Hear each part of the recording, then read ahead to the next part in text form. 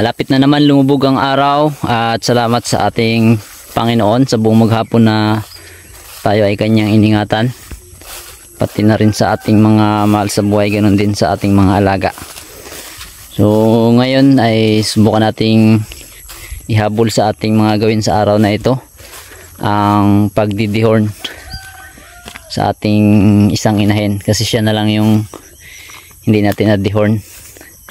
Pag hindi kasi natin sila na-dehorn ay hagwer yung bakod nila, pinapasok nila yung kanilang ulo dyan at baka maging dahilan ng kanilang kamatayan, sapagkat tayo ay half day lang nandito. Marami tayong ginagawa dun sa shop. Kailangan sila ay walang sungay. At isa sa mga advantage din na walang sungay ay naiwasan natin yung pagsakitan. So yan yung ating inahin na i-dehorn. Yung iba ay wala na yung mga sungay, kasi malaki na ito bago napunta sa atin. Yung mga paanak natin ngayon ay dinidehorn na natin agad gamit yung mainit na bakal. Na-dehorn na natin yung iba.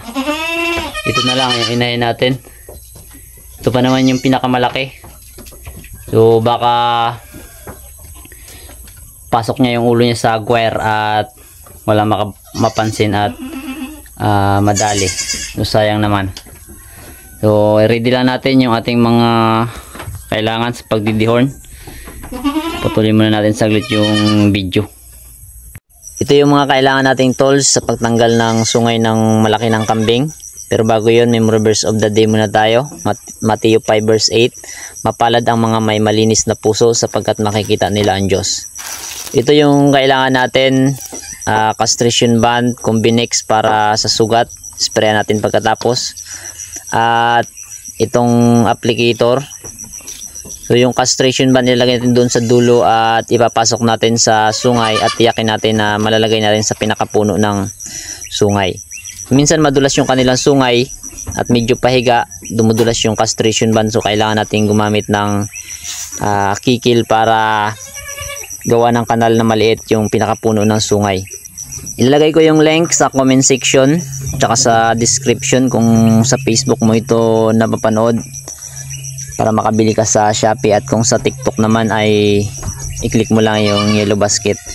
So hindi na natin kasi ito i-edit ulit, marami tayong ginagawa at time consuming din yung pag-edit ng video. Kung mahilig ka sa mga ganitong video ay pakipollow mo yung aking FB page, o kung sa YouTube pa subscribe ng ating channel. So ito yung ating i-dehorn, yung ating malaking inahin. So yan, anak niya yan, yung brown na yan. Ang ganda. So tiyakin lang natin na malalagay natin yung castration band sa pinakapuno ng sungay upang matanggal yung kanilang sungay. So, hindi na natin mabibidyohan yung paglagay natin sapagkat nag-iisa lang tayo at medyo mahirap mag video. So ipapakita ko na lang yung pagtapos na natin malagay yung castration band. Ayun, nalagay na natin, medyo nailang yung ating alaga, masakit din kasi yan. So ayaw man natin gawin yan, ayaw man nating masaktan yung ating mga alaga pero no choice tayo kaysa mamatay sila.